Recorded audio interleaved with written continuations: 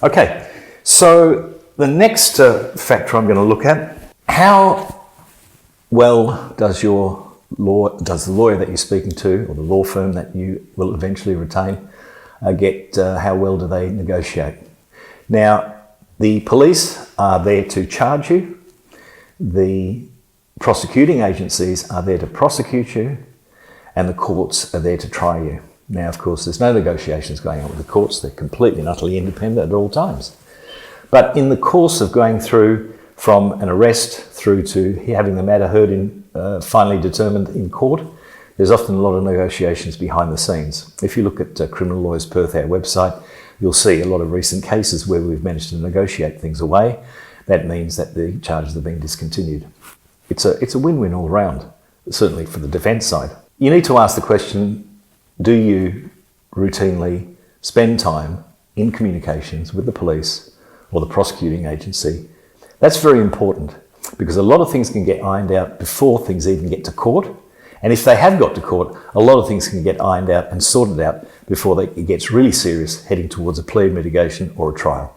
So the question is, what steps do you take, and do you take them frequently, to have a relationship, a rapport with the police agency or the investigating agency and the prosecuting agency? And that's very important. In relation to your specific matter, it may be an assault, it may be a sexual allegation of an indecent dealing, or a sexual allegation of a sexual assault against a child, for example, which are very complex areas of law. You want to ask the question, well, how many of these cases have you tried?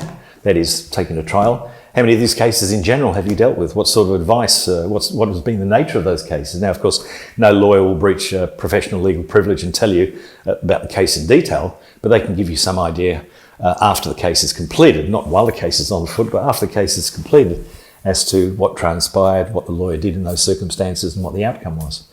And it's important that the lawyer is very fair in saying, or in providing the advice that you win trials, you lose trials. It doesn't matter which side of the law you're on, the law is always right. That meaning it doesn't matter whether you're a defence or a prosecutor. The law makes the decision, or the court makes the decision at the end of the day, and you live by it. So we've won trials and we've lost trials. It's the way it goes, and there are so many factors to consider in that process. So when you're asking somebody, a practitioner, about what experience they've had in your particular case, as I said, it may be an assault, it may be a dangerous driving causing death, it may be a wounding, for example. You need to get a sense of satisfaction of the competency of the legal practitioner in that specific area. Now, from my experiences and my colleagues at the criminal law bar, they're competent across a range of legal problems, particularly at the older you get. You know, the snow on the roof tends to indicate how long that practitioner has been involved in the criminal legal jurisdiction, and the amount of matters that lawyer has been faced with. I'm ex-legal aid, and I remember in 1 year as a duty lawyer back in 100 years ago, I recall that they count the number of times you're in court, and I think I was 2,020 appearances in court in 1 year. So you get to see a lot in that time. Having said that, I'm not saying that you have to do that many appearances in court to have the experience that senior practitioners have. But you need to have the experience of senior practitioners if you're going to deal with some of the serious stuff that individuals are faced with.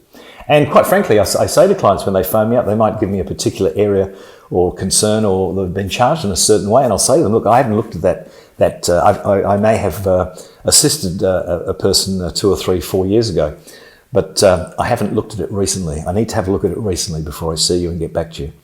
And that's being honest. That's saying, well, look, I need to refresh myself. I might even have to phone a friend. Having said that, if it's an area that is completely out of my jurisdiction or knowledge set, I'll say so, because the last thing a lawyer wants to do is end up in a district court with a very, very